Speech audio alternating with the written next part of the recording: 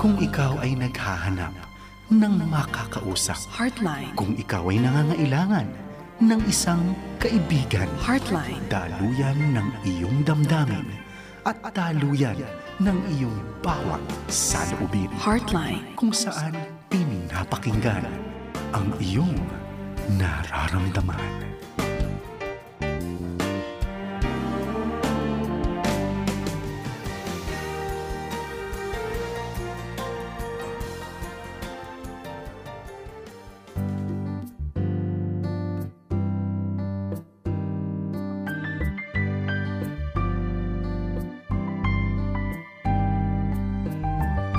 Monday evening mga kaagapay. Nako, hindi ko alam anong nararamdaman nyo ngayon. Basta alam ko lang katabi kong isa sa mga mga one of my favorite people sa Amara Counseling and Training Center. And you know, when it's Monday, ay oras na para sa Heartline. Alam mo, I just met a lot of people, Ate May, no, na nag-respond sa atin, nag-i-email na sila pala yung mga silent listeners. Oh, wow. At hindi man sila ganun lagi nag-i-interact. Pero sabi nila, yung mga tawanan daw natin at yung mga content o substance ng ating discussion, samantalang tayo nagkakaloob ng psycho-spiritual counseling, nakakatulong sa kanilang personal na buhay at maging sa ministry. Kung ikaw yan, kaagapay, maraming salamat. At hindi ka naglilipat ng mga istasyon at nakatutok yan mula umaga, tanghali hanggang gabi. Basta alam mo, kapag Lunes ng gabi, oras na para sa Heartline, Monday edition, kasama ang mga kaibigan ninyo mula sa Amara Counseling and Training Center. Ako si Pastor Archie de la Cruz. At ako naman po si Ate May Gomez. At pareho po kami mga resident counselors ng Amara. Ayan. Ate May, samantalang tayo ay naghihintay ng mga kaagapay natin na sumama sa atin dito sa Facebook stream na ito at nakatutok sa kanilang mga talapihitan, ay gusto muna sabihin ano ang Amara Counseling and Training Center at ano yung mga serbisyo at mga service ministries that we offer sa mga kababayan natin here and abroad. Yeah, it's my pleasure na i-advertise yung aming counseling center dyan sa Quezon City, Amara Counseling and Training Center. Ito po ay located sa number 3 Ligaya Street, Isidora Hills, Barangay Holy Spirit, Quezon City. Ito po ay malapit lang sa Commonwealth. At yung amin pong bagong number, if you would like to take note, pakisulat po. Ang number ay 0995-203-2231. At of course, we'd like to mention yung amin pong mga services. We do counseling sa mga individuals, regardless of age. Ayan. Sa mga couples. Gusto ko regardless of age. Oo, kasi diba, may bata, may matanda. Ayan. Mga couples also. At saka family counseling, we do that. And aside from counseling, nag-o-offer din ang Amara ng mga trainings and seminars, no? Kung kayo ay option nyo na gawin ito sa inyong lugar, pumupunta kami sa mga schools, pwedeng sa mga hospitals din, may mga nagre-request ng mga doctors, no? Mga communities, and even sa mga churches. Yeah, exactly, churches. No? We can go to your place, no? Or probably you may want to have a special place na gusto nyo i-hold yung inyong seminars. We do that, no? At kami rin po yung mga nag-speak, no, on various topics, lalo na these days yung mga mental health issues, no, mga topics on gender, sexuality, stress management, ayan, yung mga ganyan, no? Self-esteem, at kung ano-ano pang mga issues, no, that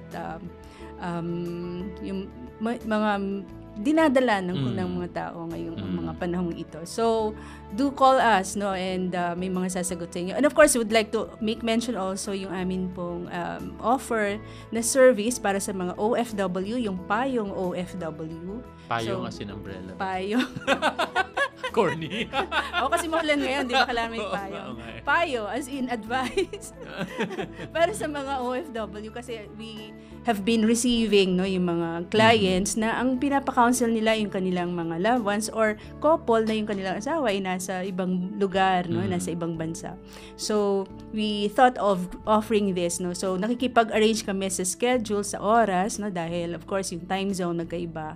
But definitely we work it out, no, with our clients, no. At just feel free to call us or message us sa amin pong Facebook page, Amara Counseling and Training Center. Ayun. Alam mo ba, naku, baka nakalimutan natin, today is September 2 at 2 araw pagkatapos bumukas ang one of the most anticipated seasons. Tumutugtog na yung mga Christmas carol sa mga malls. Totoo yun. In fact, itong nakaraang mga linggo nga, I see a lot of memes sa Facebook na sumisilip na yung ulo hanggang leeg. Hindi na yata talaga mawawala yun tuwing Burmans. Oo nga. Tapos, pabor din sa kanya yun kasi in spite of his age. Napakinggan ko siya last year. Sinubukan niyang kumanta ng Christmas in Our Hearts. Medyo, tight na ng konti. Pero the quality of the voice is still there. Pero yung tightness ng kanya, kasi may matanda na rin. Sabi nga ng isang joke, parang kailan lang na si Ariel Rivera daw nagtatampo. Bakit? Kasi 'di ba, yung kanyang kanta, sana ngayong Pasko ay maaalala mo pa rin ako. Ang corny. May ganun. Uy, baka nakikinig si Sir Ariel Rivera. Hello. O di ba ganda rin yun? Kinakanta madalas yan pagka, kapag sa mga OFWs, yung mga nasa ibang bansa, who cannot come home pag Christmas. So sana kahit malayo ako. Sila, o kaya minsan yung mga tao na namatayan, or you lost a loved one. So, this Christmas might not be, yung mga dating na Pasko at bagong taon na hindi na kasing saya at exciting katulad ng dati. So, if ever may mga ganyan tayong kaagapay, we know that we feel for you at normalize yung mga transitions at mga changes that Christmas and New Year. So, hindi merry for everyone. Kaya may for Blue some, Christmas daw. May Blue Christmas. But it's okay. It's okay in a sense na yung manibago sa kapagdiriwang ng Kapaskuhan, samantalang nalulungkot at namimighati ay napaka-normal na reaction. Totoo. But anyways, today is September 2 po at magsisimula ng lumamig, may mga bugso-bugsong pagpatak ng ulan at umiiksi na yung timer ng ating mga aircon. Oo nga. Makatipid-tipid naman. Oo, yung mga kaibigan natin sa by the way, ay sa bandang Europe, lalo sa Italy, ay nagsisimula na silang gumayak para naman sa fall. Ayan, sarap nito. Yung nalalagas na yung mga dahon mula sa mga sanga at nagsisimulang magpalit-palit ng mga kulay. Ang ganda-ganda nito, lalo sa Germany, sa Italy. Nagiging technicolor yung mga mountains at yung mga mini forest because of the season. Di ba pupunta Amara sa Italy? Well, pakinggan natin kung imbitahan tayo. At dahil dyan, binabati natin si Ruth Hazel Sullivan, maging si Tito Ricky at si Tita Melba Sullivan at ng sambahayan po diyan sa Florence, Italy. Hello po sa inyo lahat at thank you for tuning in and watching yung program natin ngayon. Maging si Pastor Albert at si Pastora Shirley Lopez, mga host ko yan ever since the world began. Tuwing pumunta ka ba doon? At sa bandang Florence. So hello po sa inyo. At maging si Ate Elisa Delfino at si Kuya Efren Ilumin. Mga host natin dyan sa bandang Rome naman. So hello po sa inyo lahat. Mga kaagapay ko, kayo po ay bagong tutok at bagong bukas pa lang ninyong mga talapihitan at bagong access pa lang itong ating stream program over Facebook. Ito nga po ay ang Heartline Monday edition kasamang Amara Counseling and Training Center, kung saan ay napapakinggan yung nararamdaman dito sa 702 DZAS FEBC Radio TV. Hatid po sa inyo ay isa't kalahating oras ng usapang puso, counseling, mental wellness, mga dinaraanan natin sa araw-araw at mga issue na ating binabaka at mga talagang sinasalamuha pang-araw-araw. At tayo po ay napapakinggan via online streaming ng febc.ph sa ating mga cellphone app. Yan ay FEBC PH Stream. Kaya naman sa ang lupalop tayo ng Pilipinas o ng mundo ay maaari tayong makapakinig at makasagap ng ating mga broadcast dito sa ating station. At yan ay dahil sa mga matitigang pagkilos at pagtulong sa atin ng ating production team. Sila Reggie Villena, yung ating RTV team, si Kuya Wen Balatukan, at saka yung mga broadcast engineers natin diyan sa Bukawe Transmitters. Ito, by the way, Ate May, tayo ay pinapaalam natin sa ating mga kaagapay na tayo ay nagpe-pray at naglilikom ng fund para mapalitan yung ating transmitter site na palitable na talaga. Sabi ay 25 years na ba siya? More than. We're 76 years na. Ideally, pag 50 years, papalitan na pala yun tayo is 76. And counting. At Lord willing, ito ay mapalitan as God richly provides for the station. Ay mangyari po mga bagay na yan.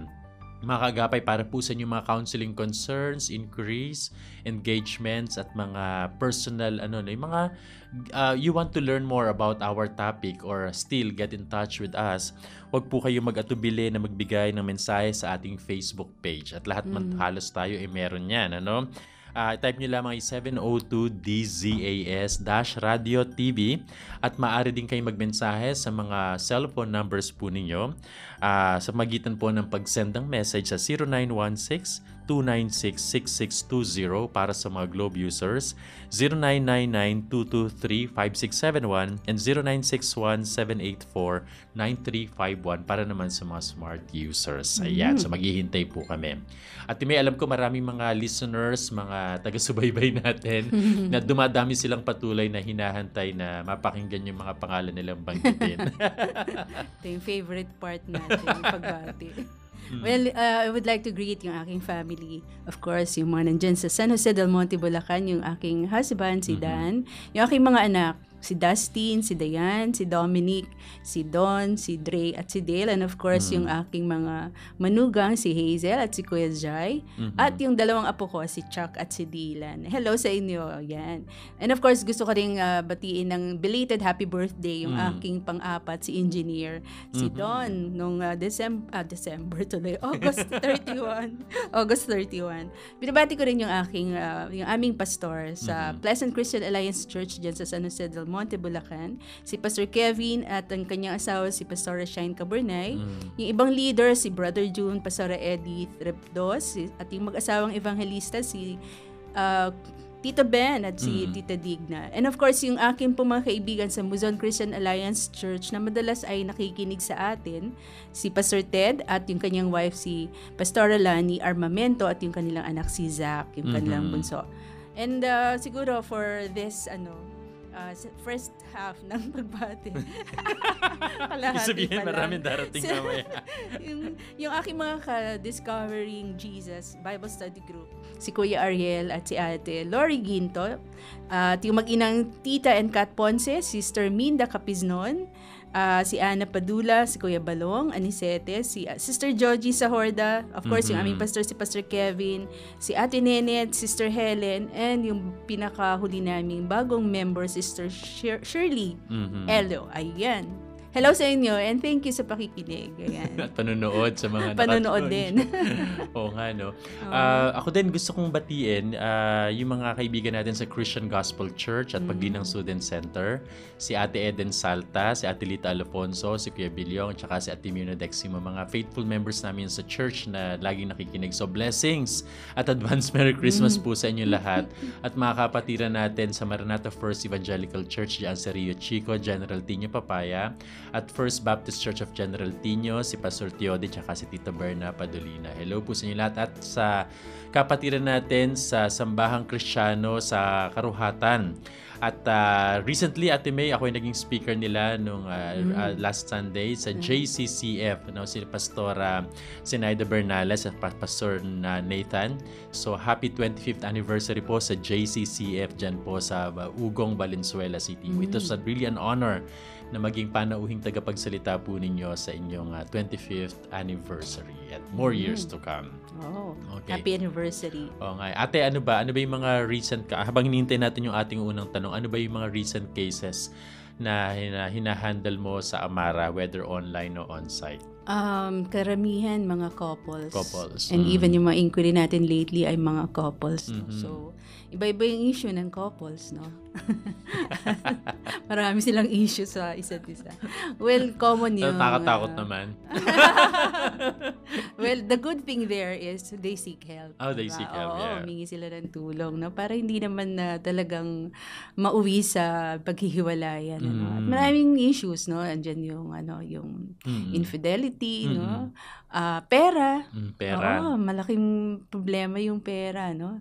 And also, yun, may mga, I don't know, may ibang couples na ang issue nila is yung sarili. Okay. Na they feel na they are not worthy of the spouse. Hindi sila karapat-dapat para sa kanilang asawa. May ganun pala, no? Oo. Sabi ko, bakit kaya ang iba, ang problema nila ay naiinis sila sa asawa nila sa kung ano-anong dahilan. Ngayon, meron din pala na sa sarili niya, no? And, kailangan din talaga na maunawaan niya, no? Saan nanggagaling. Yung ganong pakiramdam. Oo.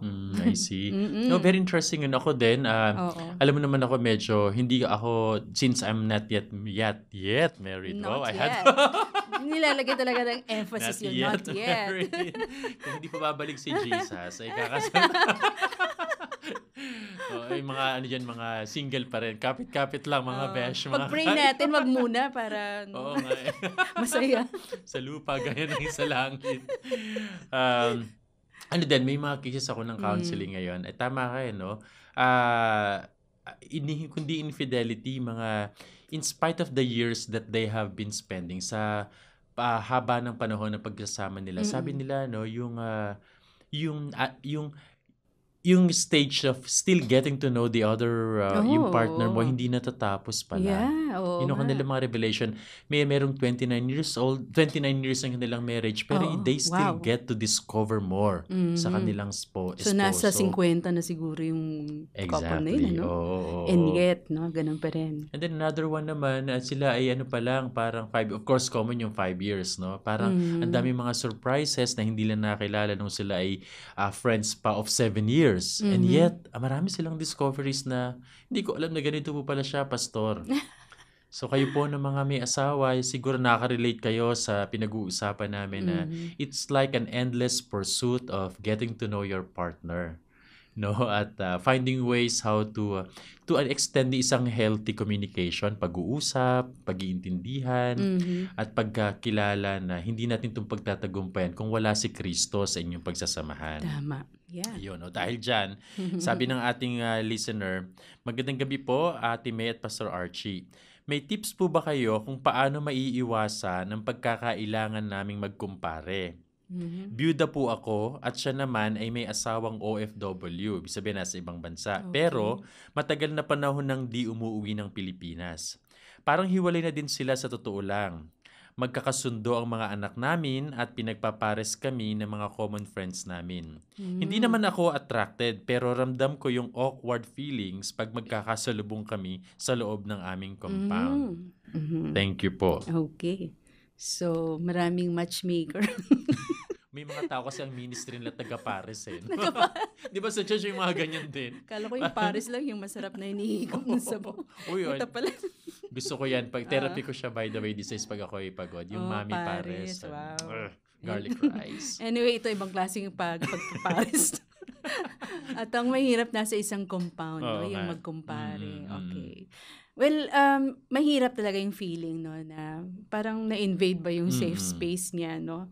Na sa tuwing magkakasalubong sila ay may pagkailang or nahihiya siguro, ganyan, ano. Mahirap 'yon, no?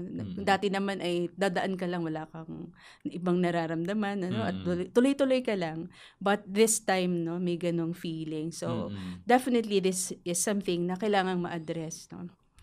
May discomfort at yeah. So, I think magandang kausapin yung mga common friends na yan. Na maaring masaya lang sila na pinagmamatch itong dalawa. But hindi nila alam yung extent nung epekto nitong ginagawa nila doon sa tao, lalo na dito sa babae. I don't know with the guy kung but for sure, no, itong babae ay kailangan talaga niyang gawan to ng paraan, ano. And yung lalaki, parang sabi dyan, ay married pa, no.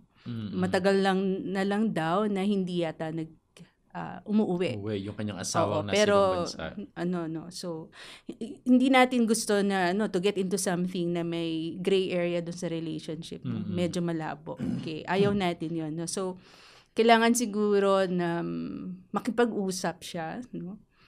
Pwede rin sa mga anak niya na ano yung nararamdaman niya or kung matured na yung mga bata, no? Para masabi niya, no, yung nararamdaman niya at ma-address, no? Kasi yung anak ng guy at saka yung anak niya ay magkakasundo daw. Yeah. No? Probably this is something na ma-bridge yung message across, no, dun sa lalaki na hindi siya interesado, no? At hindi siya okay doon sa nangyayari. Awkward no? Awkward nga. Awkward daw eh. Kawawa naman, And probably, it is also best to tell, make clear na kung kaya niya at okay lang naman din doon sa lalaki, diretsahin niya na hindi siya masaya, doon sa pagtutukso. Oo. Diretso na lang, or of course, there will always be a nice way to say things, But maganda rin na malaman yun. At yung mga kaibigan din, para stop na, kasi hindi nga nakakatulong. Ayan. Basta i-communicate na, I don't feel good about this. And then kausapin yung mga anak. Kasi yan baka magkailangan din Yung mga awkward situation, may mga may mga domino effect din. And we don't want that to happen. Kasi kung minsan, ang ganda-ganda ng ugnayan, nabibigyan ng kulay. Mali siya. Yun, isa pa yun. Ang hirap-hirap i-handle lang. Kahit di ka nasabi niya, hindi naman siya attracted. Oo. And hindi natin sure kung yung lalaki baka nagkakaroon ng wrong signals na interesado itong babae. Is it possible? Oo, baka. Diba? Kasi wala namang sinasabi or ginagawa about it. Diba? Kasi ang prone kung yung asawa mo ay yung mga need for intimacy, tapos may mga law of proximity, madalas mo nakakasama, na-develop Naalala ko lang sa Ate May, even sa counseling iniiwasan din po yung mga opposite sex na counseling because of the problem with sexualization, yung ganun mga para to spare yourself. May danger doon, So, it's best to communicate what you feel. At kaysa mag-assume at naunawaan mo unti-unti ng nag-iiwasan na wala naman dapat iiwas. At para ma-prevent yung mga possibilities din na hindi naman tayo exempted. Halimbawa ay matukso o kaya parang sumubok. At especially, halimbawa ay prone. Isa ay byuda, technically, meron siyang liberty o kaya choice to... Free naman talaga siya. However, yung isa for another ay relationship. May asawa pa rin. May asawa Kahit sabihin nilang matagal lang hindi umuwi. Oo nga. Oo. Hindi pa rin naayos yung marriage. Alright. Yun, communicate. Okay, sabi ng ating listener, help! I have a son na nagsisimulang magtantrums at masama ang loob sa amin dahil inilipat namin ng public school dahil sa financial issues. Wala kaming choice mag-asawa sa totoo lang. Ano po ba ang mainam naming gawin at malapit na din talaga akong magalit? Naku. Promise. May promise pa talaga. Well, last month lang nag-open yung classes. Siguro maraming ganitong issues, Na lumipat mula sa private to public school. Oo. Well, we understand, itong mga adults, itong mga magulang na nagkakaroon ng mga financial difficulties, pero maaring, tayo naunawaan na din yan, pero maaring yung bata or yung anak, hindi, So, kaya yung pagtatantrums ng mga bata, maaring sinyalas siya, na may frustration. Maaring frustration na hindi sila napapakinggan or hindi sila na-consider, hindi sila naunawaan, Kaya, ganun na lang, At siguro hindi nga naunawaan, good to identify kung saan nanggagaling itong batang ito. Bakit ganun ang mga reactions niya, or responses niya dun sa situation. It could be that may pakiramdam na shamed siya or alam mo yung lumipat from private to public, baka nahihiya siya. May mga pag-iisip siguro na naghirap yata yung pamilya. Yung mga ganyan, Bakit ganun? Nasa public school na lang. Yung mga ganyan, May mga naririnig tayong ganyan. May shame issues, May shame issues. Pwede yan, Pwede rin naman na, yung stress due to this life crisis na lumipat, Yung mga changes, biglaang changes sa buhay ng isang tao, ay nagke-create siya, ng stress. So, yung kailangan niyang mag-adjust. So we have to give time dito sa bata para makapag-adjust siya. Pwede rin na may fears, sa bagong environment, baka alam mo yung mga uncertainties na matatanggap kaya ako ng mga kaklase ko, or yung ano kayang tsura ng mga teachers dito, ano kayang mga klase yung mga profile yung mga classmates profile niya, di ba? Or maybe may anger din, pwedeng anger or sadness, losing the old friends from the old school na pinanggalingan niya. So marami, we have to really talk to the child, no? Maganda siguro, Archie, i-counseling mo itong bata. So yun, napakinggan po ninyo yung aming Oo. amarahan, no? Ako, to be honest, no, may mga ganitong concentration ko sa amara yung mga teenagers, kids, ganyan, no? May pinagdadaan ng mga behavioral issues, at mga relationship, at yung mga bullying na nangyari sa mga eskwela, mga teenagers who are going through mga depressive stages of transition. Kasi yung sinasabi ni Ate May kanina, isang classic case sa mga transitions o mga pagbabago. May mga changes sa structure, yung mga day-to-day routine nila. Pag nagbago doon, may stress talaga sila. Kahit man siguro tayong adult, no? Diba? Kapag ka nagkaroon ng breaking sa ating mga routines, medyo may stress tayo. Oo, totoo yan. Ayun, hindi lang finances. Tama ka, no? Yung shame issues kasi ay mga bata very conscious pa yan sa kanilang image, yung what the friends or mga playmates would say about them, yung kanilang mga acceptable at mga defined yung profile at yung mga way of life nila. Pag nagbago yun, medyo may, children are very conscious of what will people will say about them or parang mga remarks. At ayun, normalize yung mga changes na yun. Ikaw ba nakapag-private ka ba o yung mga elementary, high school days? Well, nung elementary, nasa public school ako. Diyan sa Cubao. Eloy Rodriguez Sr. Elementary School. Talaga? Okay. Kung may nakikinig na taga-URSES, no? Hello po sa inyo. Yan. Diyan sa may Ermine Garcia Street sa Cubao. Nung high school? Nung high school, UE na ako hanggang college. Private school. Warrior pala itong kasama. Warrior. Solid warrior. Hello sa mga taga-UE dyan. Shout out sa inyo. I see. Ako naman elementary sa Nueva Ecija at sa mga kabukiran ng Saragossa, Nueva Ecija. Tapos nalipat kami sa Pampanga na doon ako graduate ng elementary. Galing ka rin pala sa farm. Wow, tuloy. I mean, what means yes, no?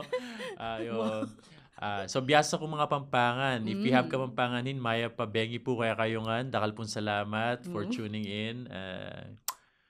Masanting kong lalaki. Joke lang po yan. Naintindihan ko lang doon, tuning in. Na-joke lang. Ayun. Anyways, tapos, nung nalipat kami sa Manila, nakaranas naman ako ng nung high school ng mag-private school sa Araneta University. Pero, itong natin, sobrang relate ako sa kanya kasi naranasan ko rin yung yung privilege na naka-enroll ka sa private school, maganda yung mapuputi yung mga classmate mo. Lahat kayo may baon, pero ikaw wala kang baon.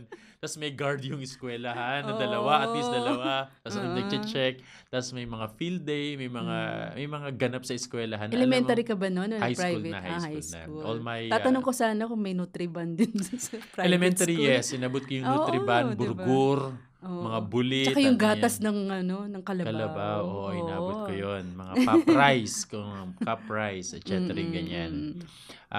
Pero nung high school nga, nakaranas ako ng private school. At because of financial constraints din, nawala ng trabaho yung tatay ko wala kaming no choice. Wala na no choice. Walang-wala talaga yun. Oo, nailipat kami noon sa public school, dyan sa Caloocan High School. Pero, hindi naman sa pagmayabang, dahil mataas yung average ko noon sa Araneta, ay section 1 naman paglipat sa public school. Hanggang sa 3rd year at 4th year, lagi namang nasa star section. At naging honor naman tayo doon sa biyaya ng Panginoon. Pero yung transition, ang hirap-hirap talaga noon sobra. Totoo yan. It took me a long while bago maka-adapt sa system na nasanay ka sa idang environment tapos mag-shift. Ay yung sinasabi mo kanina, yung feeling ko tawag din parang yung protest. Na yes, pag meron tayong nakasanayan, pero dahil may mga mandatory changes like finances and all, yung parang magre-rebelde, mag-protest ka. Bakit kailangan mangyari ito? Ba't kailangan ilipat ako? Ba't kasi wala ng trabaho si Papa? Ba't kaya ganito? No? Yeah, kaya kailangan din sa mga magulang, pag may mga ganyang changes at involved yung mga anak, they have to really take time, no, at pagtuunan talaga ng panahon na nakakausap yung mga bata, no, napaprocess sa kanila yung may experience na changes, no, hindi yung dahil lang ba sa bata sila okay na yan, hayaan mo na sila. Alam na nila yan, yung gano'n Totoo So, yun. kailangan talaga, kino-consider natin yung nararamdaman ng mga bata. Lagi sinasabi ng ating mentor na si Ma'am Tina, Professor Christina ko, sa child counseling, when you explain some matters to a child na mura pa yung kaisipan, no, look them in the eye and use appropriate language o para mga sitwasyon. Don't talk to them as like an adult kasi hindi pa kaya ng kanilang comprehension at yung pag-accommodate nila ng mga konsepto na intindihable sa mga matatanda lamang. So, use language at make it more relatable at easy for them to understand para makasakay sila doon sa pangyayari at saka sa mga mandatory stressful changes. Yeah. So, ayun. Maganda yan, kino-consider natin yung nararamdaman ng mga bata. Kasi, they learn from that, no? Alam mo, yung mga bata, akala mo bata lang yan, pero they observe how we do things. And lalaki yung mga yan na alam nila, natanim sa, sa consciousness nila na, importante pala yung nagtatanong ka, kino-consider mo yung iba, yung mga ganyan, at nakikinig ka. Kasi mga gulang, tumigil tatman. Oo, umupo ka lang dyan. Huwag sumausaw dito. Makuha ka sa tingin. Tampaling may mga ganun pa, di ba? Napaka-violent din yung mga magulang. No, you shall not speak. Ganun. Minsan naman napapansin ko rin, kapag ang isang murang edad ay napaligiran ng mga adults, they will begin to speak like adults. Napansin mo ba yun? Oo, totoo yan. Kung mapagsalita, akala mo 40 anyos. Parang matanda tong batang to. Oo, yung manner tsaka yung mga choices of words. Kasi nga, yung social learning theory na kung sino man nakapaligid sa'yo will affect you. Your parang perception then, way of life, speaking and manners, ganyan and behaviors. May epekto talaga yon. Kaya, kung minsan yung mga bata nakala mo, most likely, assumption natin doon, walang bata sa paligid o walang masyadong access sa mga kaedaran nila na may the same wavelength na merong resonation. Mga adults kasi, yung nakapaligid. Ayun. Yeah. Kaya malaking epekto kung sino yung laging kausap, no? Oo nga eh. Pag gadget ang laging kausap. Inglesero. Tuwang pa. Sabi ko dun sa kapitbahay, bakit kaya English speaking yung anak niyo, no? Matalino yung nanay. Kasi po lagi niyang nandyan sa phone niya, sabi nung nanay. Kasi medyo hindi naman ganun yung magulang. And marami tayong ganyan natin, may ang nagiging substitute na nanny o caregiver ng mga bata ay yung mga gadgets, Oo, totoo yan. Talaga yan, common these days, no, na ang nagtuturo talaga sa bata, no, even their language, ang naghumuhulma sa kanila, yung si Teacher R. Ano ang pangalanan? Si Teacher R. Pero in fairness, inanalyze ko rin, maganda naman yung tinuturo. Di mo nagkaka-accent kay mga bata as early as 3 years old, no? I thank you. Please, I'm sorry. Yung mga accented. Kahit yung apo ko yung mineral water. Ano British. daw? British accent siya. Water. But anyways, okay lang naman, hindi natin pinagbabawalan. Pero sabi ng smartparenting.com, there should be a limit lamang. Scatter yan all throughout the day. And there shall never be a good substitute sa yung skin to skin, yung maternal, paternal care sa mga bata, especially sa mga formative years nila. Exactly. At kailangan kinakausap mo pa rin yung anak mo, you check on them, ano yung mga nabasa niya, napakinggan niya, no? Para right there and then, nakokorek mo if ever there are yung mga garbage sa internet, no? True. Diba? Oo, may mga filter dapat yung mga gadgets ninyo. And I see a lot of that sa restaurant. Halimbawa, nakikipag-usap yung mga parents nila to a guest or relatives. Yung bata nagwa-wine kasi naiinip. Hindi nagwa-wine na iniinom alak ha. Sabihin nagtatantrums. Tapos, ang ginagawa, I see this a lot, no, para tumigil yung bata, nakaupo sa high chair, binibigyan ng gadgets o ng cellphones. O manood ka dyan, ganun. So, behave yung bata. I see that a lot. Para talagang pamatay apoy. Mhm. Ganun yung nangyayari sa mga sitwasyon na ito. But anyways, ina-encourage po namin yung mga magulang na to monitor yung mga Yeah. allowances na oras na binibigay sa kanilang mga Mhm. anak.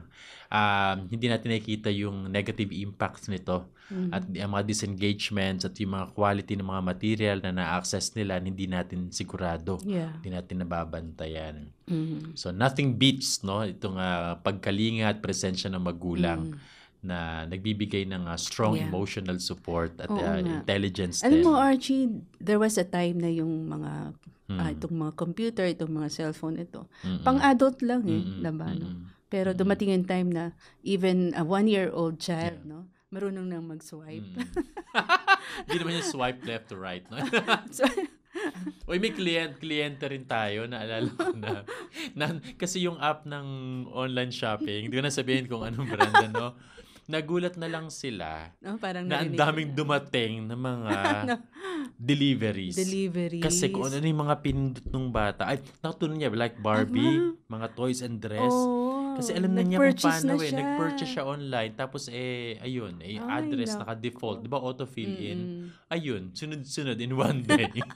Paano yun? Binayaran mo? Oh, Binayaran. Oo, naalala ko nga. So parang it was a learning experience no sa mga magulang. Dito yung mga Oh. cellphones ito should be may mga control pa rin, regulation pa rin. Yeah. Well, anyway, sabi ng ating listener, baka naghihintay na siyang basahin yung kanyang question. Good evening po, Pastor Archie and Miss May.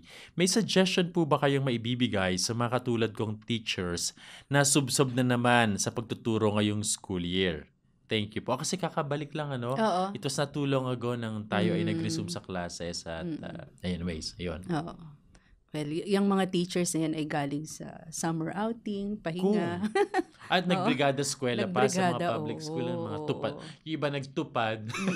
Tapos nagwalisas, nagbrigada eskwela. Oh, so we have to honor itong mga teachers nito. Na talaga namang I know of some mga churchmates namin na mga public school teachers. Ang sisipag talaga at you would hear them say na nakakapagod, ganyan, kulang yung weekends, ganyan. We have to affirm them, maganda yung ginagawa nila. But, ito nga, gaya ng kababalik lang ng schools, so unti-unti, nararamdaman na naman nila yung bigat, yung load ng trabaho ng mga teachers, lalo na sa mga public schools, Archie, na ang mga estudyante ay mababa na siguro yung, konti na yung 30 or 35, minsan 40 yan, 50. And, ito yung mga bagay na masasabi nating wala na sa control natin. Well, yun talaga, dahil nga sa sistema na meron, ang educational system natin na ito talaga yung given. You would need to handle as much as 40, 50 students in a class, So, nakakapagod talaga yan. Ini-imagine ko lang, nagturo din naman tayo. Oo. At yung bang mag-check ka lang ng papers, magbasa ka lang ng mga paperworks nila, yung ganyan, mag-check ka lang ng attendance, naubos na talaga yung oras mo. Yung ganun ba? Tapos lahat yan, ma'am, teacher. Lalo na kung mga bata, So, very difficult, So, we have to learn na we should not be dwelling so much on the things na hindi natin makontrol, True. Yeah. So, what can we control then, bilang mga teachers na very stressful yung buhay. So, it would be good na yung pagsi-self-care talaga is the key there, Yung anong mga self-care natin dyan, yung tulog, Yung kailangan mo talagang tulog. Oo, yay daw. Kasi itong katabi ko, laging kulang sa tulog to. Yay! Oo, 7 to 8 hours is very good, Oo. And then, siguro maganda yung hindi mo dine-deprive yung sarili mo of kung may vacation ka, lalo na kung nakaschedule yan, or kung wala man, mag-request ka, You take time also na gamitin yung day off para sa sarili mo, mag-me time ka, Or do anything na tingin mo ay kailangan ng attention mo pag na hindi mo nagagawa pagka may klase, Yung mga coffee dates, yung mga nagyayaya sa iyo, mag-catching up, yung mga ganyan lang, Pagbigyan, kung walang pera. Palibre. Palibre. Kaibiganin yung mga may panglibre. Of course, yung mga movies, pag weekends, diba? Yung iba mahilig talaga sa movies, no? Anything enjoyable, no? Yung ministry work could be also a source of a good outlet. Oo, kasi yung minsan outside the outside school, yung mga ministry, no? Very fulfilling for some, no? At yung mga hobbies. Yan. Yun yung mga ways, no, how we can actually do self-care. And also, importante yung makipag-socialize ka, no? So, kung may mga activities sa school, join, no? Lahat yan, ano? Kahit sa church, we really need, no, yung mga, socializations, no? Because, Makipagsosyalan. Oo, magsosyalan, ano? Maging social climber. Iba naman yon. Ito kasi yung mga time na nakakapag lalo na kung pare-pareho kayong teacher, no? Oh, di ba minsan parang hirap na hirap ka, yung pala mas mahirap yung sa kanya, 60 estudyante niya, ikaw 40 lang, di ba? You feel like, okay lang, di pala ako nag-iisa, no? Sa mga ganyang situations. And of course, alam mo, maganda rin yung you catch yourself, no, when you are when you have yung mga automatic na negative thoughts, no? At pag na-catch mo na nahuli mo yung sarili mo ng ganyan, you can actually think of ways para maging positive yung mga negative, no? Oo. Kasi nga, yun yung nakaka-stress talaga pagka nagde-dwell ka sa mga negative things, no? And siguro lastly, Archie, yung kung sakaling talagang you tried everything, wala pa rin. You seek help na talaga, professional help. Para matulungan ka, no, ma-process at ma-facilitate yung mas malalim na pag-unawa. Bakit ganun yung nararamdaman mo. Yeah. Right. In other words, ang sinasabi po ni Ate May na do not forget to take care of yourself. Maraming me time. Hindi dapat ito compromise kasi yung effectivity, efficiency, at productivity natin at pagiging fruitful sa ating mga professional work ay dapat nilalapatan natin yan ng mga corresponding, appropriate na mga self-love. At sa Amara, we advocates tayo ng self-compassion at sa ating mga naglilingkod, kahit mga magulang, guro, mga security guard, mga radio personalities o BPOs lalo na kulang sa tulog. Sobrang stressful ang yung mga nasa marketing na talagang laging may quota at yung mga nurses na laging na nag-overtime dahil sa mga toxic cases At, anong kinatrabaho niya, do not forget to take care of yourself, to love the self, and be compassionate. Walang iba mangangalaga dyan sa inyong mga kalusugan, katawan, kaisipan, socio-emotional. Kaya ang kailangan pagiging social, hindi social climber. To attune to your social being ay importante yan. Alam mo, teacher siya, usong-uso yung mga yung mga trainings, tapos yung mga inset trainings. Yeah. Oo, totoo yan. Yung mga teaching them how to manage the stress. Mga skills, skills na dine-develop. Mga classroom management. Tapos ay yung mga handling difficult or challenging students na may mga depressive symptoms. Skills. So, Yeah. At mga team building, napaka-importante niyan. At mga kailangan ng mga guru natin yun. So, kung kayo po ay guro at nakatutok sa aming programa, ipinagdiriwang po namin kayo bilang mga makabagong bayani ng ating kapanahunan. At nawa ay sa kabila ng mga kahirapan, mga social issues, mga socio-political stresses natin, ay may mga guru pa rin na nagsusulong ng isang kalidad ng edukasyon upang nalilinang at talagang napaghahasa natin yung mga kasanayan, yung mga kagustuhan ng ating mga bagong henerasyon, especially itong alpha generation, which is, I guess, very challenging. Nako, paghahandaan yan. Ito the presence of AI, at sa mga challenges. Sabi po ng social ng isang global research, itong AI, itong alpha generation is the most informed, most technologically advanced generation. At may challenge yan sa atin ng mga nagtuturo at humuhubog sa kanilang mga kaisipan. Yeah. So, hindi tayo dapat napapahuli din. At tayo ay nag-aaral pa rin patuloy. At hindi sinasa isang tabi yung kanilang mga personal, yung mga psyche ng mga bata. Yung kanilang, what is happening inside? What happens to their relationship? What happens to their plans and feelings at mga connections? Okay. Tayo na nasa ganitong klaseng trabaho ay hindi na iwawaglit yung ganitong mga particularity.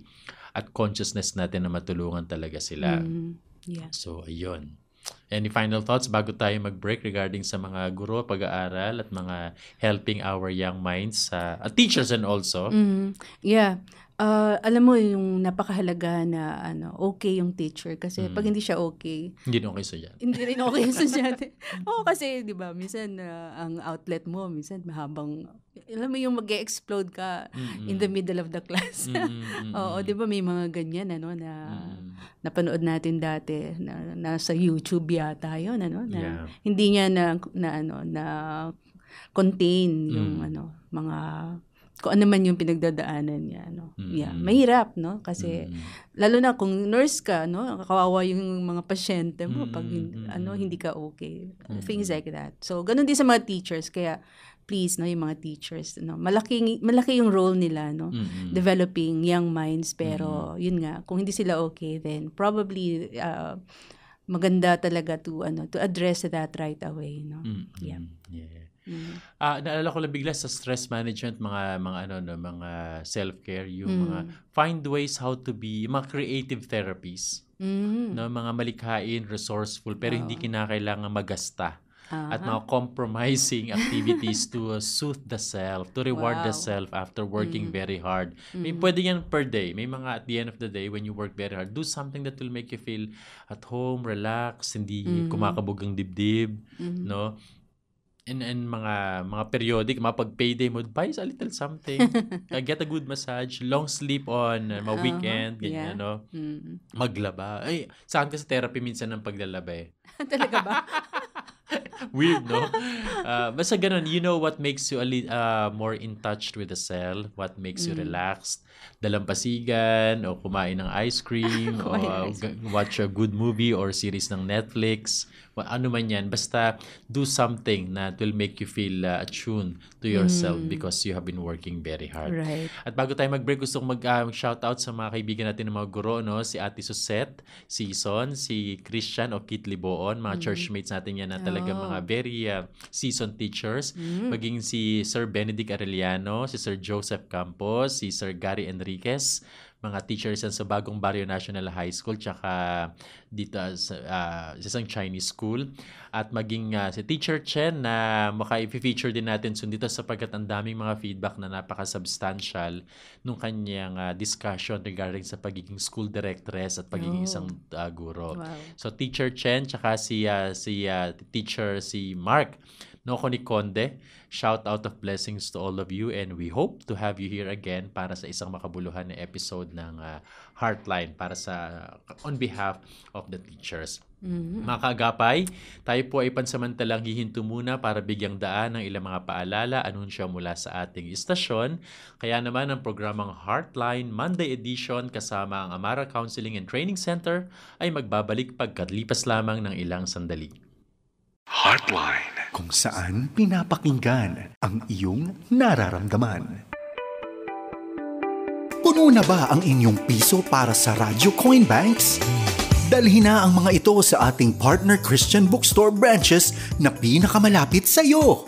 Sa Metro Manila, Philippine Christian Bookstore CCF Center, Pasig City, PCBS EDSA Cubao, Eton Centris, SM Fairview, Makati Bethany, Masagana Taft Avenue, Monumento, Caloocan at Web Store Mandaluyong, CLC Bookshop Valenzuela City, Back to the Bible Bookstore Quezon City. Sa Bulacan, PCBS Bukawe, CLC Bookshop Malolos. Sa Cavite, PCBS SM Dasmariñas at PCBS Imus. Sa Laguna, PCBS Los Baños at PCBS Santa Rosa, PCBS Angeles City, Pampanga. Para sa mga detalye, bisitahin ang febc.ph. Mag-text o tumawag sa 0947-333-5605. Maraming salamat po.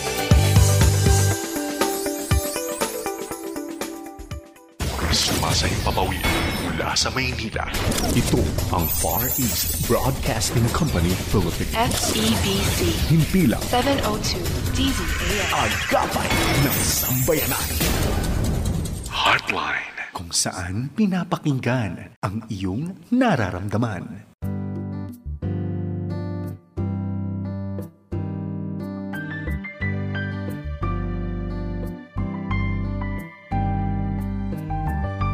At nagbabalik nga po ang programang Heartline, Monday edition, kasama ang mga kaibigan ninyo mula sa Amara Counseling and Training Center. Ito si Pastor Archie de la Cruz at... Ako naman po si Ate May Gomez. Kailangan pandalaga talaga ito. Kailangan pa-demure.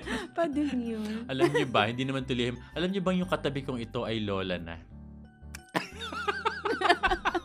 Parang, hindi ko alam, so ano? So, Boy, ano ngayon? Oo, akala namin talaga nung classmate namin nito noon sa seminary sa ATS way back 2011 ba? 2010. 2012. 2012. Wow, di ako na nauna nag-enroll. Sige. Nauna ka sa akin. Oh, by the way, recently ay nagkaroon tayo ng yung guide board examination for guidance congratulations sa counseling. mga Mga nakapasa. nag-take. Hindi pa natin nakita yung mga pumasa. Nabasa ko. We have a new batch of mga licensed guidance counselors. And that is very much needed these days. Sobra. Kaya thank you Lord, nadagdagan ang mga counselors. Alam mo ba, Ate May, Pilipinas. sinabi ng World Health na napaka-iksi pa rin ng bahagdan ng mga professionals natin who are into mental wellness at mga psychology works, no? Dahil konting nagko-consider. Pero ngayon po sinabi ito na mataas na yung demands sa ganitong klaseng mga profession na tumutugon sa mga social responsibilities on mental wellness, functionalities against depression, anxiety, and a lot of disorders. So, binabraso ko ngayon pag nagkakaroon ako ng pagkakataon na makausap, halimbawa yung mga younger audience, senior high.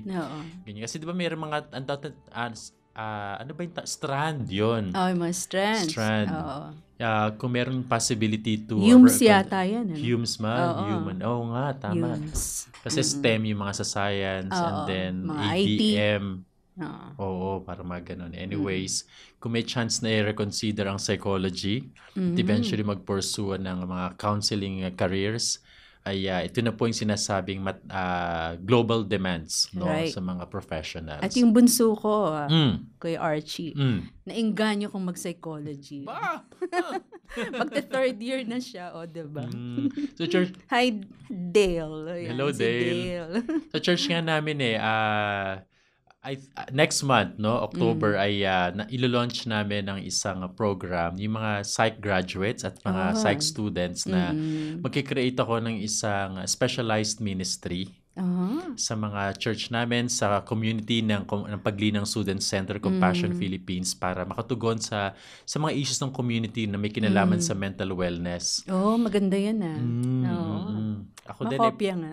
Why not? Why not, no? Sa community namin. It will be a holistic program, hindi lang para sa church, kundi sa mga non-church members to come to us and seek a psycho-spiritual programming and intervention. So, nakipag-coordinate ka ba sa barangay? Not yet. Pero that's a good suggestion na our church is offering this type of program na accommodating, hindi lang sa mga members. And diba, no? kung psycho-spiritual siya, may opportunity to witness sa saving grace ni Christ, sa ating mga wellness.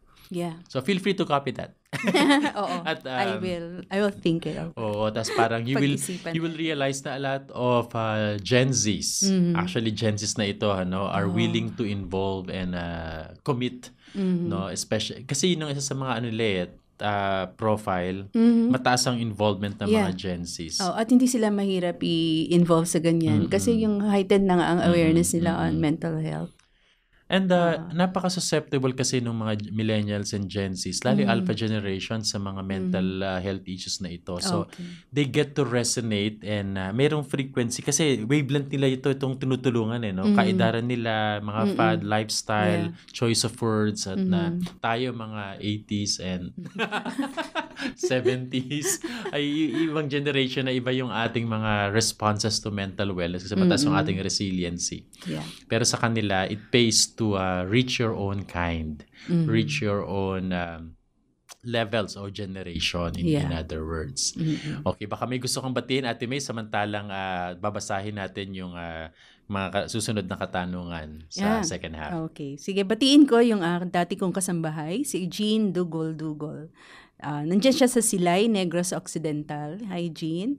Yung mag-asawang Mike and Amalyn Victorio at yung amin pong mga kaibigan, si Ate Mercy Templo Nuevo, at si Ate Tetchi Barbadillo. And of course, yung mga taga Cariapay, dyan sa Muzon, San Jose del Monte, Bulacan, si Kuya Bernie at yung asawa niya si Ate Malu Palmes at yung kanilang anak si Paul Palmes. And of course, yung mga friends natin sa Asian Theological Seminary, among others, si Ate Nati Cruz, si Grace Dickman at si Jing Borias. Ayan. And of course, gusto ko na ring batiin yung mga taga Andrew Theological Seminary, si Bishop Vic Vergara at yung kanyang wife, si Pastor Weng Vergara, at lahat ng mga estudyante dyan at mga professor sa Andrew Theological Seminary. Hello sa inyong lahat. At si Pastor Vic Bitoon din mag-shoutout tayo sa oo nga. Baka nakikinig siya. Kagigest lang sa atin ni Pastor Vic Bitoon. Salamat Pastor Vic for na-enjoy natin yung salamat Pastor Vic for guesting at sana maulit 'yon at shoutout na rin kila Micah Abalos. Gigest natin siya dito soon. At yung mga kaibigan natin nga sa Asian Theological Seminary, kay Pastor Gilbert Heramarden, hello din sa iyo. At si Pastor Gary Galvez, si Pastor Eliazar Atienza, si Pastor Raniel Gallardo, at maging si Mandel Tuwang. Shout out of blessings to yung mga kaibigan ko yan, mga good friends ko yan. Maging kay Congresswoman Cha Hernandez Alcantara ng Calamba, Laguna, si Kong. Friends. At maging si Pastor Benji Alcantara. Shout out to you, my dear friends. Ayan. Ay, may mga palay sa sige, ikaw muna. Baka Alin? may babatiin pa. Wala na. Imposible yan. Kasi hindi na paghandaan. Hindi pa ako prepared nung lagay na yun. Pakasing maisip ka pa. Kasi naalala ko lang bigla, meron tayong mga faithful viewers at supporters na mula sa Arezzo, Italy. Isang napaka-sweet little town in Italy yan. And it's really worth coming back over and over. So si Ate Lucy, tsaka basta yung Gonzales family, hello po sa inyo diyan, at maging Pastor Joel, at maging kay Pastora Tess, at maging kay Jairus. Hello po sa inyo lahat, at may God bless you and the ministries that God has been entrusting upon your care. Maging kay Mapot Mayuga, kay Marife, hello sa inyo. Kay Nyak, Australia, dyan sa may Adime Ferenza, hello din po sa inyo lahat. Batiin na rin natin yung ating mga kasama sa Amara Counseling and Training Center. Of course, sa pangunguna ng aming Executive Director, si Miss Rachel de la Cruz. Andun din si Miss Marcia Bicomo, and of course si Doc Aline Dizon. Yung mga tumutulong sa atin sa pagtanggap ng inquiries, yung nandoon sa kahera, si Ate Rica, hello. Si Ate Rica, yan. Si Jaja. Si Jaja, yung mga babies niya, si Hailey, hello Hailey, at saka si Jap. Ayan. Of course, sama na natin si Kuya Jay. Hello sa inyo. Oo nga ito na. Sabi ng ating listener, hello po Kuya Archie at Ate May. Nakatira po kami sa mga lolo ko mula pa noong 2021, simula nung nasunugan kami. Maayos naman po dati ang relasyon ng mama ko sa mga parents ni Papa, except nitong nandito na kami sumiksik. Si Papa po ay OFW at di na po kami pinabukod para daw po may kasama si Lola. Pero lagi pong di magkasundo si Mama at si Lola sa maraming bagay, katulad ng pagdidisiplina sa mga kapatid ko. Naaawa na po ako kay Mama kasi sobra-sobra na po ang pananahimik niya at pagtitiis. Ano po ba ang maipapayo ninyo sa aming sitwasyon? Naku. Siguro, Archie, maraming ganitong cases, lalo na yung mga nakasiksik sa biyenan. Oo nga And we could just empathize doon sa nanay na ito. Sabi nung nagsumulat nitong problemang ito, ay dati naman daw magkasundo. Yung anak yata itong sumulat, magkasundo daw si Mama at si Lola dati. Until such time na kailangan nilang sumiksik sa mga lola at nasunugan sila. So, nai-imagine ko lang yung dilema ng nanay. Sabi nitong batang sumulat ay marami nang hindi na pagkakasunduan si Lola at si Mama simula nung sila ay nandun. Maging yung pagdedisiplina sa kanilang magkakapatid. Mm-mm. So, ini-imagine ko lang na marami sigurong mga nasusuppress ba dun sa nanay na ito. Yung wala siyang boses, no? Mahirap yan sa isang bahay na dalawa yung boses na nangingibabaw. Yung gano'n, ano? So, kailangan niyang manahimik dahil biyenan niya ito at bahay ito ng biyenanan mo. So, marami siyang bagay na hindi na niya ma-release, ma-voice out, no? Dahil nga nakikitira lang sila, no? And I guess it is very key here na maintindihan ito ng asawa niya, no? Maaring hindi niya lang nakikita yung totoong sitwasyon, yung totoong nangyayari sa loob ng bahay, or kung alaman niya, sana ay maunawaan niya na ang asawa niya ay pinakasalan mo ito na talagang kasama sa buhay mag-asawa, yun bang mag-i-establish kayo ng sarili niyong pamilya, no? At mahirap, no? Siguro totoo yan for a while. Ito muna yung yung temporary solution dahil nasunugan, pero hindi naman ilang taon, hindi na for good, parang for good na ba ito? Alam mo yung nawili. No? Nawili, nasarapan. Hindi natin alam kung anong... Nakatipid nga kasi. Tayo ng mga Pilipino, saan makakatipid, makakamure. Go tayo dyan. Go. Alam mo ba yung minsan hindi mo alam ang pag-iisip ng lalaki, lalo na kung nasa abroad yan. Yung gusto mo ba, may nagbabantay, may... yung mga ganun. Hindi ko lang alam, no? Kung dito sa ating... I will tend to agree. May nag-check, di ba? So, nagiging issue siya, lalo na kung nagpapadala na, di ba? Minsan may diretso sa nanay, may diretso sa asawa, nagkakaselosan, di ba ganyan, ano? I don't know kung issue ito sa pamilyang ito, no? But definitely, kailangang pakinggan yung nanay, no? Or yung wife niya, no? Ang susi din dito is yung anak. Maaring magandang maipaliwanag niya din sa tatay niya, no? Na ito yung na-observe namin, kawawa. Sabi niya kawawa naman daw si mama. So, maganda na manggaling din sa kanya. Baka iba yung dating kung ang nagko-complain sa tatay ay yung kanyang asawa as compared kung another person other than the wife, no? Yung anak. Kasi nakikita niya talaga na ganun yung sitwasyon at nakakaawa, sabi niya, yung mother. Yeah. Imagine yung sitwasyon, parang, kasi, I come to understand yung mga lola na may, psychologically, they will come to a point na parang meron pa rin silang power. Oh, yeah. No? To influence, to affect, na parang meron pa rin silang meaningful contribution sa, kasi di ba parang may nuclear family na, tas may extended family.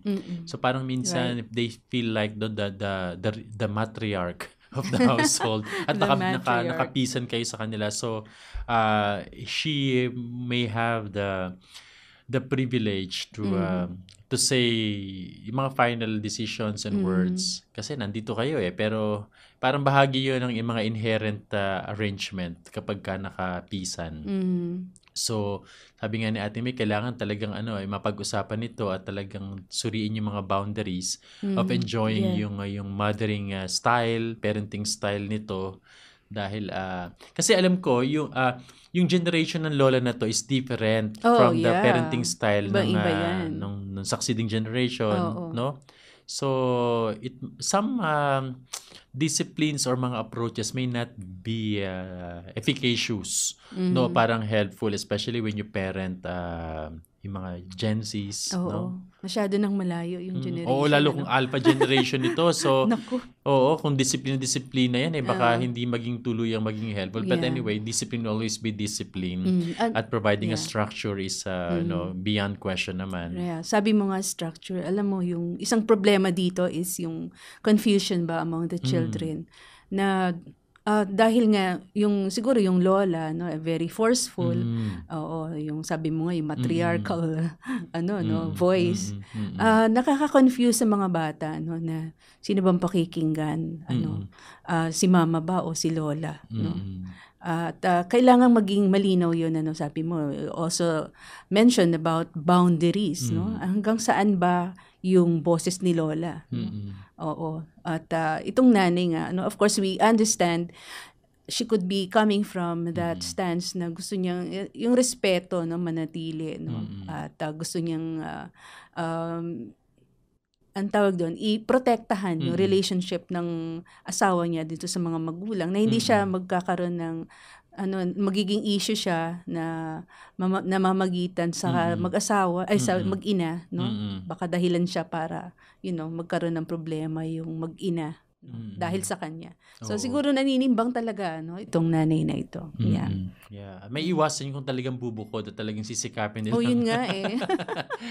Oo, hindi natin alam bakit ayaw niya bumukod. Naka-recover na, Oo, kasi for 2021, so may 3 years na, no? Ayun nga, willing nga kasi nakakatipid at parang may sense of security. Someone is watching over my wife, no? Isa pang nakita ko dito regarding sa lens ng batang ito, yung possible na yung triangulation. Oh, yeah. Pwede. Yung minsan hindi pagdidisiplina ng nanay yung mga bata, kakampi kay lola. And yung itong consentidor na lola. May emphasis. Joke lang. Hindi naman po lahat ng lola at lola yung mga consentidor. Pero minsan kasi they like the yung kampe na parang yung my feeling apo, so believe in ang me. sweet ng apo ko. Sa akin dito, lumalapit. Kaysa sa mama niya. Ano ka ng nanay mo? Halika nga dito. Bakit? Ikaw naman. Uy, ang mama mo talaga. Di ba? Ay, nako. Naku talaga naman. Mga lola. May iwasan yun eh. Parang yung bata, sabi mo kasi na confusion might really happen. Posibleng mangyari yan. But anyways, kaway-kaway sa mga lola dyan. Nasisira yung discipline strategy ng mga magulang. So, kailangan mapag-usapan nyo ng mag-asawa para may iwasan yung ganyang klaseng mga dynamics na baka maging problematic. Ang common talaga yan, Archie. Marami yan. Magandang gabi po, Heartline.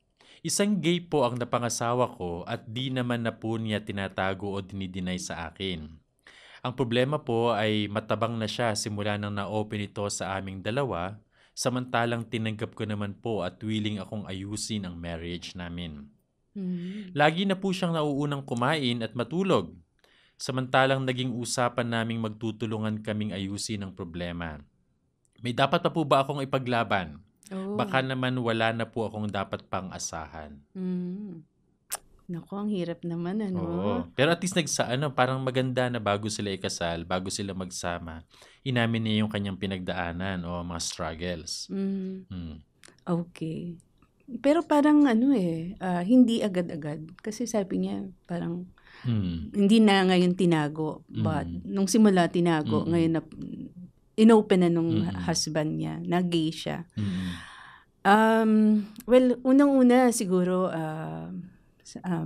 you have to affirm tong listener na ito na mahirap yung pinagdadaanan niya. No, yung pain, I don't know kung may feeling of being betrayed, no, na bakit hindi mo agad sinabi yung ganyan, no? Ngayon mag-asawa na tayo. Ngayon ko pa nalaman, no, na hindi ko naman na pwedeng talikuran yung marriage, yung ganyan, But first thing siguro, kailangan ng yung sabi niya may commitment sila na ayusin, no, maayos nila yung relationship nila kahit na ganun yung sitwasyon ng nag-gay nga yung asawa niya. But sabi niya, parang na-mention niya, Archie, na hindi na sumasabay matulog or kumain. Pagkain, so parang nagkaroon ng pagbabago sa pakikitungo sa kanya nung asawa niyang gay, no? So, hindi naman natin to agad-agad na susukuan, this will really have to take a while, no? Bibigay mo talaga yung best effort mo dyan para ma-save yung marriage at ma-win mo yung lalaki, no? Itong gay husband to your favor, no? Ma-assure mo siya, no, na paulit-ulit kasi in-assure niya naman na tatanggapin niya, no? Siguro dadating dun sa point na minsan-minsan yung lalaki magkakaroon ng doubt, talaga bang tanggap niya ako, no, yung ganyan. So ina-assure natin siya, no, yung love nandiyan pa rin at willing ka, no, na i-work out yung relationship, no. But of course, itong babae makaka-experience siya ng moments na anxious siya. Na maraming fears, uncertain na talaga bang mawiwin ko itong asawa ko? Baka rin may mga iba na nagte-tempt sa asawa niya para i-pursue yung yung kanyang ibang desire sexually, no, yung ganyan. So alam mo yung mga tao na anxious, no, minsan may mga ways tayo na we tend to push away the other person dahil nga marami kang worry, no, na gusto mo lagi kayong nag-uusap, gusto mo lagi mo siya nakikita, gusto mo i-check yung mga ganyan, so those are ways na you could probably be pushing away the person even more, no, yung ganyan. So True. be careful sa mga ganon, at always try na mag-communicate, no.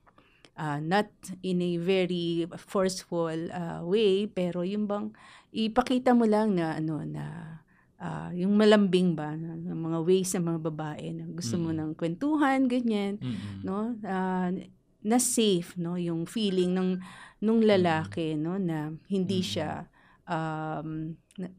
irritable, no, sa manners mo of how you invite him to communicate, no. Mag-create ka ng safe, no, and yung comfortable atmosphere sa bahay, yung ganyan, laging lalo mong ayusin yung bahay, lalo mong gawin isang place na gustong-gusto niyang uwian, yung ganun ba, na alam mo yung dadating sa point ng pag nag-iisip yung lalaki na wala na siyang iba pang makikitang mas maayos sa bahay niya, mas magaling sa paglilinis yung asawa niya, at mas malambing, mas masarap kausap, yung ganun ba, no?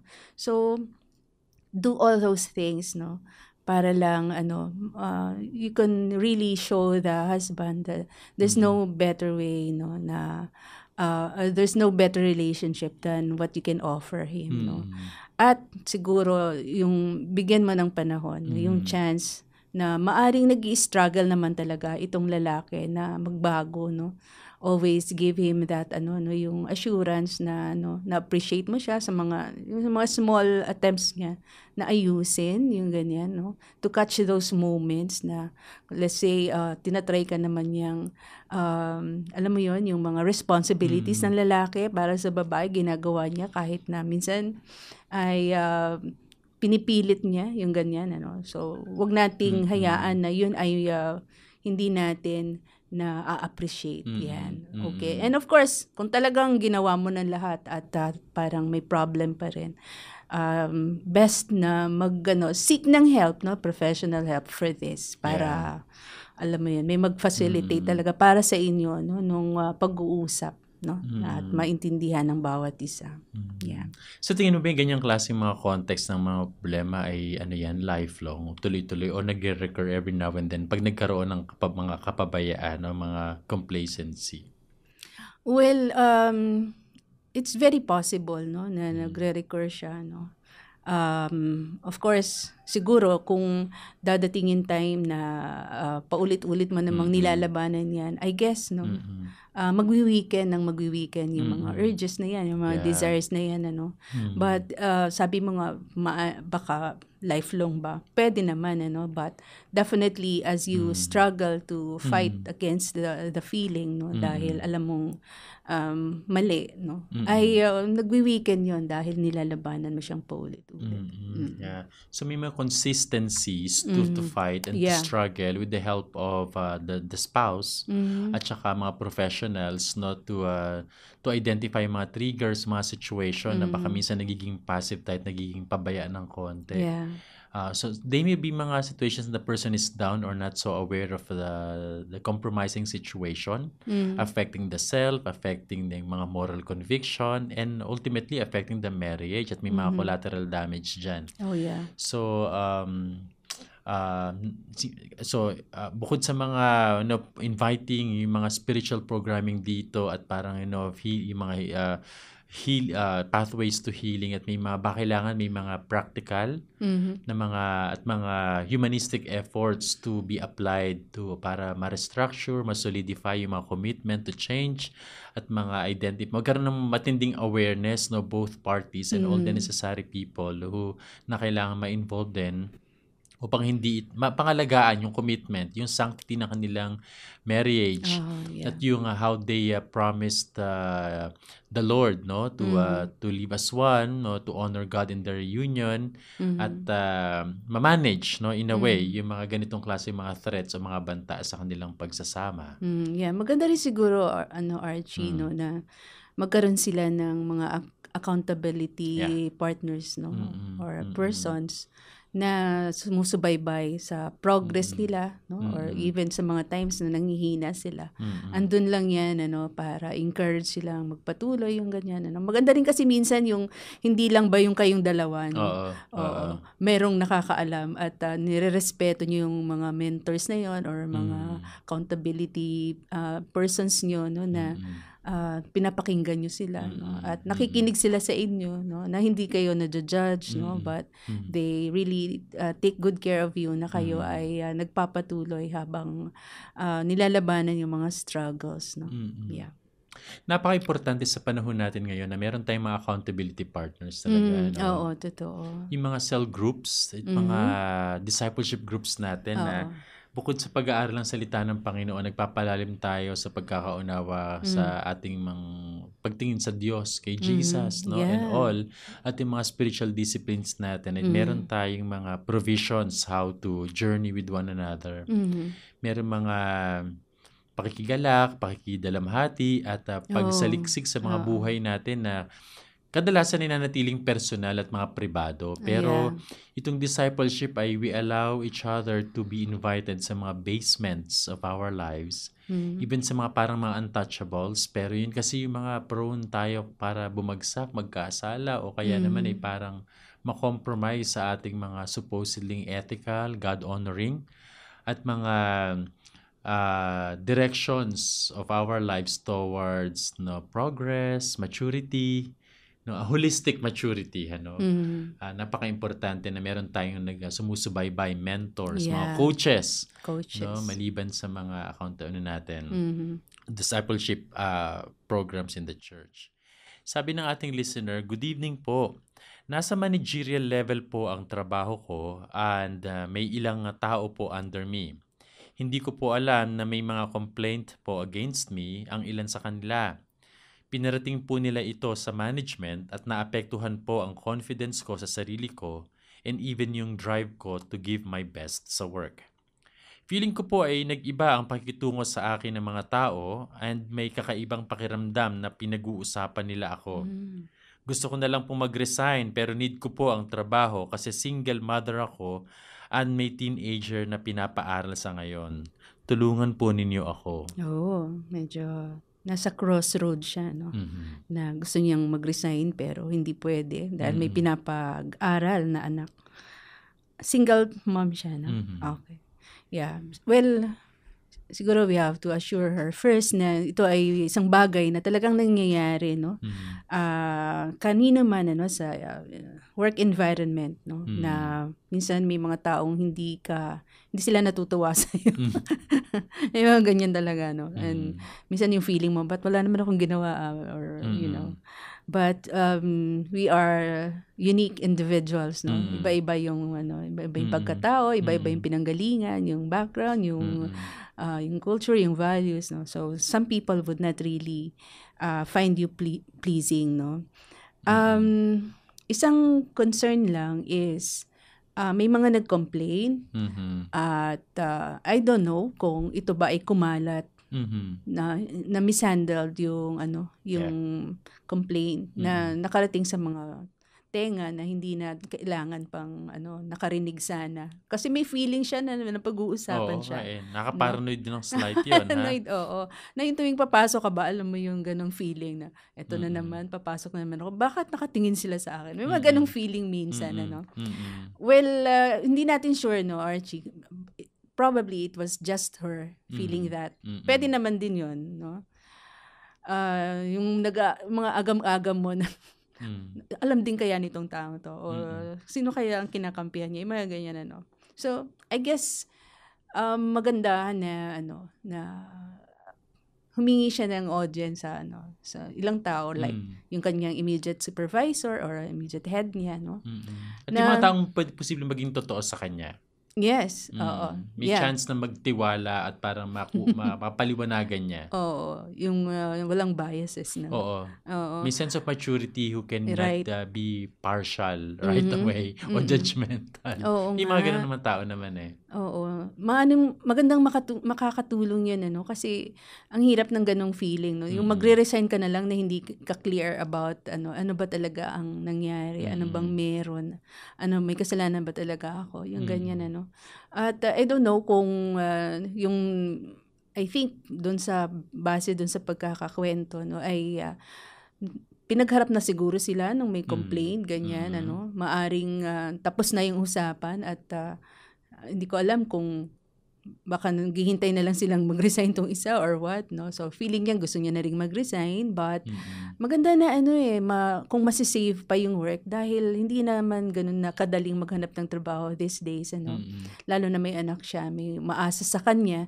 Maganda na na maging maayos ang lahat, no? At kung talagang hindi naman na maaayos at mas magandang lumipat, no, why not, no? Minsan ko-consider mo na lang yung yung mental wellness mo, no, na kung araw-araw kang ganito, no, at nagkakaroon ka ng struggle every time papasok, parang hinahatak mo na lang yung paa mo para pumasok. Ang hirap, no, but of course kailangan ma-exhaust muna lahat ng means, no, para maging malinaw, no. Yeah. Napaka-importante hindi tayo padalos-dalos sa ating mga pagpapasya. Especially sa kanyang case na single mother at may pinapaaral na teenager. Ang gastos niya, na-imagine ko, ano? At kung yung depende pa sa nature ng kanyang trabaho. At dati ba ito nagdulot sa kanya ng joy, kasiyahan, sense of fulfillment. And because of these issues na baka ma-blown out of proportion, mismanage, ay madala ng emosyon, ay think again, no? Yeah. Kailangan ng mga pangalawa, pangatlo, pang-apat na pag-iisip, matalinong pag-iisip at pagsaalang-alang. What is it that you value most at this time? Sa mga options mo, whether mag-resign o kaya parang kakausapin, makipag-dialogue, or kasi normally ganyan pag may mga hearing o kaya pa posibleng performance appraisal sa mga workplaces, o baka all of them are just being stressed or baka just lack of communication, hindi lang na pag-uusapan o na-misconstrue o nadagdagan or nabawasan, hindi ba? Oo, pwede. Maraming ganyan no? And maganda rin yan, na sabi mga wag magpadalos-dalos. It could be that this event na nangyaring sa kanya probably is telling her something about herself, about her ways, di ba? Magandang mag-reflect ka, ano yung sinabi at may katotohanan kaya or probably partially totoo na kailangan kong ayusin din yung sarili ko, yung ways ko. Minsan kasi may blind spots, di ba? True, yeah. Hindi mo alam na, ganun pala talaga ako. No? Lalo na kung hindi lang isa or dalawa yung nagsabi, no?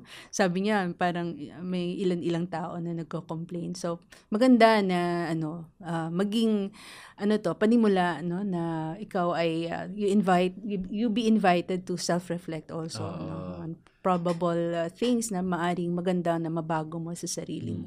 Sa halip na para maging defensive o atakihin o justify yourself, kasi boss ka eh. Oo diba? nga, boss pa naman. Oo, maganda yun. If there are at least two people complaining or agreeing, a mature way of looking at this is self-reflect o maging introspective. Yeah, introspective. No? Kasi normally mga taong stressed na hindi tayo mindful minsan sa paraan ng ating pagsasalita, mga manners, gestures, behavior. Na kung minsan ay offensive na. Pero hindi naman natin intention. Oo, di ba masyadong strong yung personality ni boss?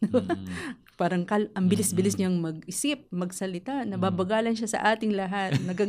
Hindi siya aware na gano'n, yung dating niya. Sometimes the intention may be just right, halimbawa sa principle ng objectivity, but the manner how you say it, yung paraan, yung taas ng tono o kaya yung parang intensity ng delivery ay nagmamatter pa rin yun. Sabi nga sa scripture, parang be wise as serpent but be gentle as doves. And parang in all the manners that we do things, it has to be done with love, Yeah, no? do everything in Gentleness, love. and grace. Right. All these things are very important reminders sa atin, especially sa mga Christian community, to foster a therapeutic, satisfying workplaces o ministry places. Ay hindi natin kinakalimutan, isaalang-alang yung ganitong klaseng mga pamamaraan para enjoy ang buhay, enjoy ang pagtatrabaho. Masaya yung samahan. Yan. Alam mo bang sa book na Joy in the Workplace ni ang pangalan ng author ay Baki, na one of the determinants kung bakit nanatili ang isang manggagawa sa kanyang trabaho at sa ministry ay dahil sa joy o kagalakan. So hindi pala pera, Hindi lang pera. hindi pala fame or power o kaya ay parang mga and other things. Ito pala ay sense of joy na may sense of purpose, something is being developed, being achieved or parang nurtured, pinapahinog at pinapagyaman, pinapaglinang. Right. Ito yung mga nagdadagdag para ma-enjoy ng isang tao yung kakayahan na magalak. At yung nagtathrive ka at you're doing something meaningful and productive sa isang organization o workplace. Lalo siguro sa ministry, di ba? Oo, totoo. Kahit sa ministry, it really is important na yung humility ba? Humility, to accept na maaring ako yung nagkamali din naman, diba? Kahit boss ka. Lalo na kung boss ka, diba? Of course, Oo. yes. Oo. Yung makita nila na nagpaka-humble yung boss nila, is really something, na talagang mabibilib ka dun sa boss mo kung talagang tinanggap niya na maaring nagkamali nga siya, diba? Yan. So paalala po yun sa atin bilang mga manggagawa, mga supervisors, mga managers at mga boss o may mga tao under you, may mga nag-report sa iyo. We invite you to be introspective, be reflective, and do a lot of openness, no? At be aware of the tendencies pag tayo ay stressed o kaya para may mga feedback na seemingly ay negatibo, pero take that constructively. Yeah. But do not forget to take care of the self, sabi nga ni Ate May, dahil pag nagpabaya naman tayo sa self-care, laging palabas, pero wala kasi kailangan may mga pagko-correct din naman. Halimbawa, yung mga romance in the workplace, o kaya parang minsan yung mga manggagawa na sa magtrabaho ay walang inatupag kundi maghabi ng mga sabi-sabi. May mga ganun, di ba? Instead of being productive, they like fabricating, weaving stories at mga issues. May mga ganun sa workplace. Ayan. No, parang may mga gifts sila doon. Yun yung kanilang kabisihan. Oo. And tapos dumating ng maaga at humarap sa mga paperwork, sa magtrabaho at magbasa ayusin ng ang email kota. na kailangan sagutin. Oo nga eh. But anyways, this is to just cheer and rejoice with every working people. Kayo po nagtatrabaho, whether work from home or nag-report sa inyong mga opisina at binabangga ang katakot-takot na pila sa mga public utility vehicles at mga trains natin. May the strength and resiliency from the Lord Jesus Christ overtake you each day. No, kayo po na mayroong mga problema sa trabaho at may mga relationship issues, may mga kota, hinga po tayo ng malalalim at paulit-ulit yan, langhapin natin Maraming ang kapayapaan. deadlines. Oo. Ang kaginhawahan, ang pagtulong at mga puwang upang masumpong natin ang kapayapaan at paggabay at patnubay sa atin ng ating poong may kapal kapag tayo ay nahihirapan.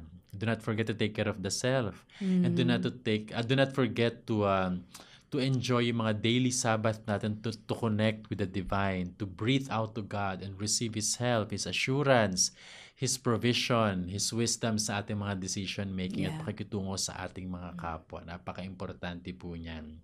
At sa mga magagawa po dyan na mga kapwa natin mananampalataya, continue pursuing yung ating mga witnessing ng mga ating mga patotoo bilang mga Christians sa ating mga workplaces. May the people around us see Christ in us. Nawa yung mga tao na nakakita sa atin bilang tayo naglilingkod, katrabaho ay makita yung ating pagiging Kristiyano at mananampalataya. Yeah. In the way we do things, in the way how we manage time and become good stewards of God's resources, in the way how we treat our works and our mga fellow employees, ay nawa Christ will be exalted and be made visible sa lahat ng ito. Amen. Ate May, since yun ang ating pinaka-last question ay Inyahan natin yung ating mga kaagapay na nakikinig sa mga radyo at kasama natin ngayon dito sa Facebook feeding na ito sa isang maiksing panalangin ng pagpapasalamat. At panalangin na natin sa mga kaagapay natin na ngayon ay excited siguro makipanalangin kasama natin. Ano? Yeah. Sige, tayo po mga kaagapay ay manalangin. Ama naming Diyos na hindi nagkukulang ng pagkakaloob sa amin ng karunungan at kapayapaan, kami po ay patuloy na nagpapakumbaba sa mga sandali pong ito, kasama po ng mga tagapakinig, mga kaagapay po namin na may mga pinagdaraan ng kalituhan, mga problema, mga kabigatan sa kanilang mga balikat, at mga suliranin na nanatiling nandito at umaagaw sa kanila pong kapayapaan at kagalakan. Kami po ngayon ay nakatunghay sa inyong mayamang karunungan at sa inyong pong pagtugon at pag-abot sa aming mga pangailangan. Hindi lang naman po sa pinansyal, kundi sa kalakasan o perhaps ay kalusugan at kagalingan sa isang iniindang sakit at kahinaan. Marahil ito po ay pagkasundo at mga bagay na magdulot sa amin ng pag-aaluan sa aming mga gipit na mga sitwasyon. At kung ano man halimbawa yung mga sitwasyon ng mga kaagapay namin ngayon ay baon-baon o naalala nila habang nagpipray po kami. Lahat pong ito ay hindi nalilingid sa inyong kaalaman. Kung pahintulutan po ninyo ay magkakaroon ng paghipo at paggalaw sa kanilang mga sitwasyon, katawan, kaisipan, ugnayan, mga kailangan tugunan ngayong mga darating na araw. At ayon po sa inyong mayamang pagpatnubay po sa kanila ay maranasan po nila ang inyong pagsama at maunawaan na ikaw ang Diyos na aming Ama na na umiibig sa amin at hindi nagkukulang para kami ay saklolohan at sagipin sa aming mga kalagayan. At nawa ang lahat ng ito ay magdulot ng a lot of pagpapasa Diyos at pagpasakamay mo sa mga bagay na limitadong panghawakan ng aming makataong kaisipan. Salamat po sa pagsama niyo sa amin sa gabing ito at nawa ay ang kaluguran at pagtitipo ninyo ang lagi naming inaasam sa kabila po ng aming mga pinagdaraanan. Ito po ang aming samot-tiling sa ngalan ni Kristo Jesus na aming Diyos at tagapagligtas. Amen. Amen. Okay, so Archie, gusto nating mag-shoutout no, sa mga kasama natin sa production. Yay! Yeah, si Reggie Villena, ang ating RTV team, si Wenmark Balatukan, mga broadcast engineers at mga nasa Bocaue transmitter site. And of course, para sa inyong mga counseling concerns, magbigay lang ng mensahe sa ating FB page. Yun po ay 702 DZAS-Radio TV at pwede ring mag-message sa mga numbers na ito, yung 0916-296-6620 para sa Globe users at para naman po sa Smart users, 0999-223-9671 at 0961-794-93 784-9351. Ayan, Smart. Smart. Karamihan naman nasa Facebook. Oo, ayan. At the tip of your fingers, you can access us sa 702 Yeah. DZAS para po sa iyong katanungan na hindi man po nabasa ngayon ay please feel free to seek help and get in touch with us. May mga tutugon po sa inyong mga communications dito po sa atin. Patuloy niyo pa rin pong ipag-pray ha. Ang ministries po ng Far East Broadcasting Company Philippines, sinahatid si Kristo para sa radyo saan mang panig ng mundo. At Ate May, baka lang sakaling may mga nakamiss kanina, since we still have a couple of minutes, ano ang Amara Counseling Center at kung kailangan nila ng mga professional, psychological, spiritual intervention and programs, ano ang pwedeng nilang i-avail o makuha at maibigay ng Amara Counseling. So muli po, no, iniimbitahan namin kayo na sa inyo pong mga counseling needs, wag pong mag-atubili na tumawag sa Amara Counseling and Training Center. Yung amin pong number ay 0995-203-2231. Yung amin pong address, no, nandyan po kami sa Quezon City. Ang amin pong exact address ay number 3, Ligaya Street, Isidora Hills, Barangay Holy Spirit, Quezon City. Malapit po yan sa Ever Gotesco Commonwealth. At yung iba po sa inyo ay may access sa email, so you can email us at amaracenter2015 2018@gmail.com. Or probably gusto niyo pong mag-message na lang sa aming FB page. Type in niyo lang Amara Counseling and Training Center. Ayan po. So, we do cater to people in need of counseling, no? Kung ikaw ay individual, kayo ba ay couple na kailangan nyo ng counseling, no? Premarital counseling or anumang counseling for couples, no? And even families, no? Yung minsan po ay kailangan magkasundo yung mag-iina, mag-aama at harap-harap sila. Yan. We do cater also to families in need of counseling. And of course, yun pong service namin ng seminars and trainings is also available. Just call us dun sa number na binigay namin, no? And samot-saring mga topics po that we can provide you with. We can come to you or you can come to our venue, no? But a lot of times po, no, lalo na kung marami yung participants, ay maganda rin po na dadalawin namin kayo kung saan man kayong barangay, saan mang ospital yan, saan school or church, no? At may kasama po kaming pasyal sa ganyan. Ayan. So please, no, don't hesitate to message or to call us, no. Ulitin ko yung number 0995-203-2231. And of course, yung OFW for overseas Filipino workers, no, na naging we made it available na kayo po ay ma-cater, no, sa inyong pong mga counseling needs kung saan mang panig ng mundo kayo, no. We just have to send us a message for your inquiries and definitely we are very willing na kayo po ay magkaayos tayo ng schedule at oras, no, dahil nga po sa problem ng different time zones, but wala pong problema doon. We can adjust to your availability. Yan lang. Kasi makakaharap po ninyo ngayon ay mga night people. Mga owl. Isang kape lang yan na mainit, black coffee lang yan. Pero actually, inaantok ako sa kape. Lalo kung inaantok sa kape. Oo nga, may mga ganun. No? Ako nagigising eh. Baliktad na yata talaga yung epekto niya. No?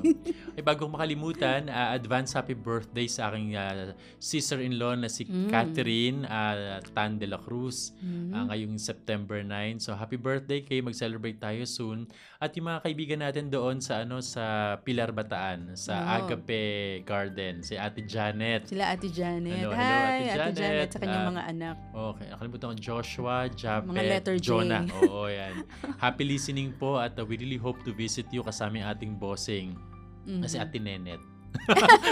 Si Ate Rachel.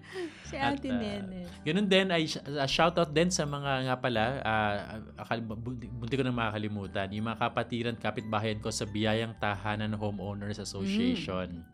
Ayan, lalo na sa Placer family, kay Ate Babette, kay Hannah at kay Paul, at kay Kezaya. Thank you for continuously watching and supporting.